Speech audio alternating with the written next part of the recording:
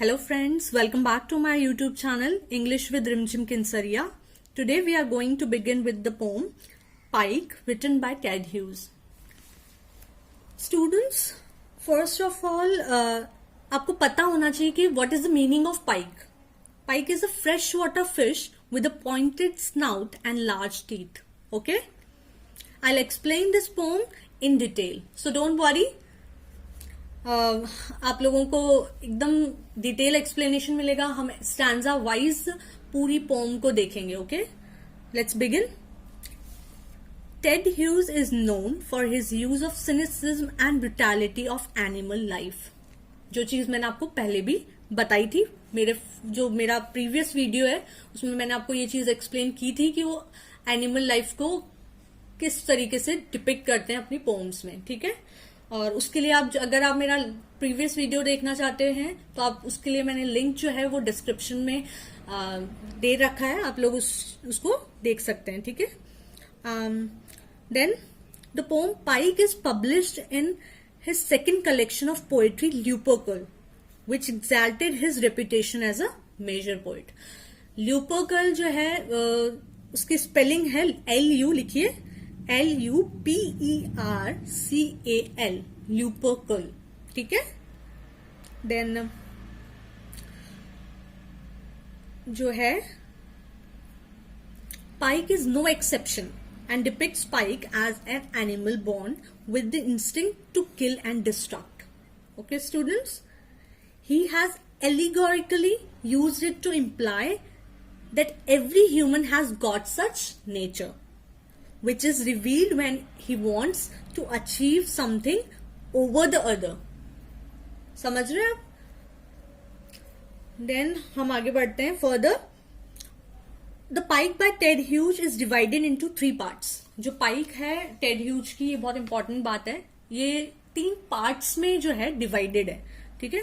The first part deals with his admiration for the pike. जो first part है वो deal करता है पाइक के एडमिरेशन से डील करता है. ठीक है. जिसमें वो एडमायर कर रहे हैं, प्रेज कर रहे हैं जो ये फिश है पाइक. ठीक है. Where the poet describes the size and colour of the pike which is grandeur by nature. और मैं आपको सजेस्ट करूंगी कि आप गूगल कीजिए, पाइक के इमेजेस देखिए, आप देखेंगे कि वो कितनी डेंजरस लगती, दिखने में भी बहुत डेंजरस लगती है वो. आप देखना, उसको गूगल कीजिए तो you will be able to understand the poem more easily. Okay. He keeps on admiring the beauty and the presence of the fish in water. He gives visual imagery of how it lives in its natural habitat. Okay. The second part is about his reminiscence of his childhood where he visited the lake frequently and his experience of the 3 fish he had his friends grew at home. Students,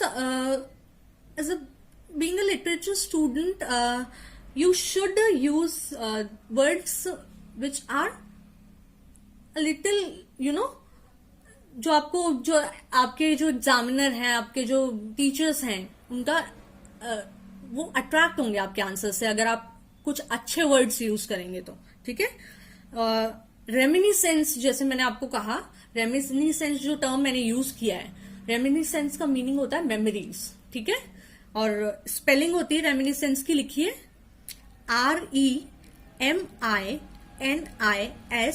REMINISCENCE, reminiscence. ठीक है.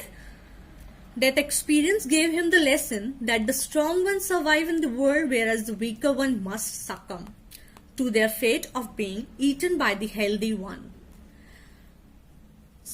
ये जो मैंने word use किया succumb, ठीक है. succumb का मतलब होता है सरेंडर करना. ठीक है. टेड ह्यूज जो है उनका ओपिनियन क्या है कि जो पावरफुल है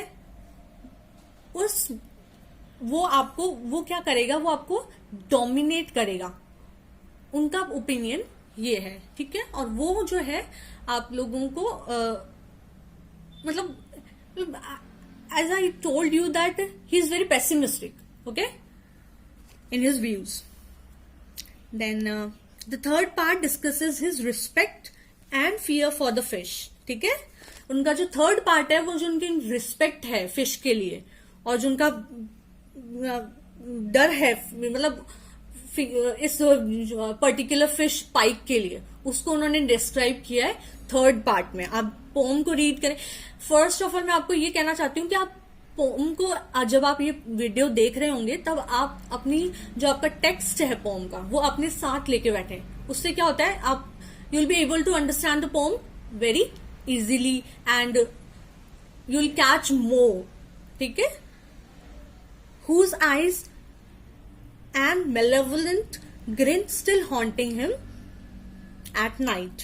ठीक है। malevolent जो है वो एक नेगेटिव वर्ड है।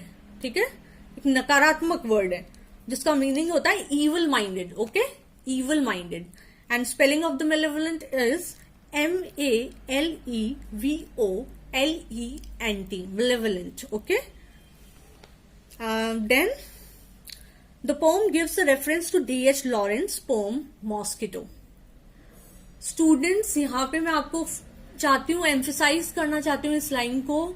आप लोग अपने जो आंसर्स है उसमें आप ये चीज लिखेंगे तो ये बहुत बहुत बेनिफिट भी होगा आपको, और ये नेट और JRF के पॉइंट से भी बहुत इंपॉर्टेंट है। ठीक है, तो आप इस चीज को राइट डाउन कर लीजिए। I repeat this, the poem gives a reference to D.H. Lawrence poem mosquito.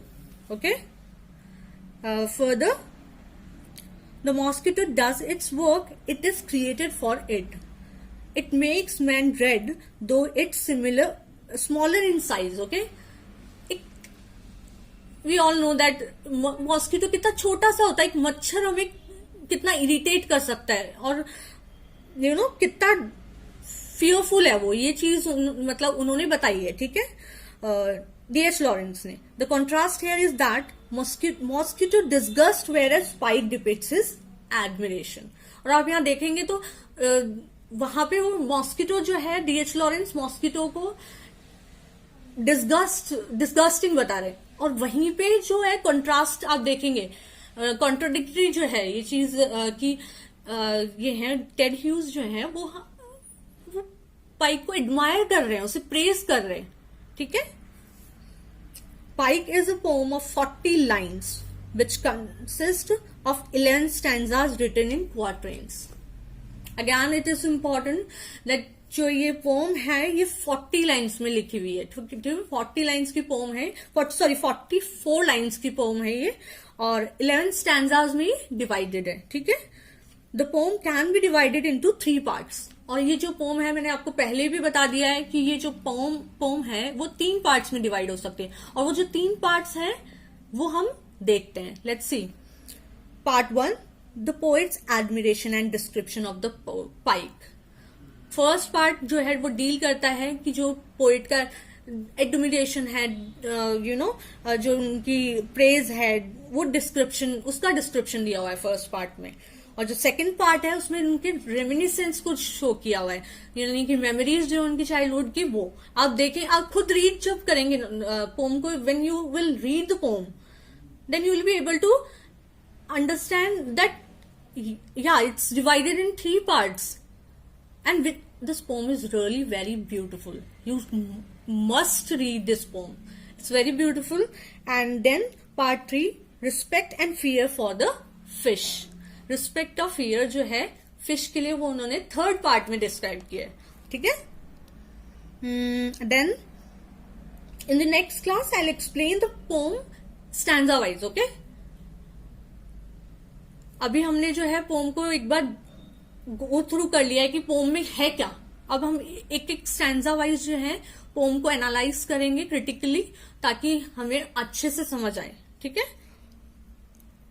और till then, take care and stay healthy. Please like and subscribe my YouTube channel. Thank you so much.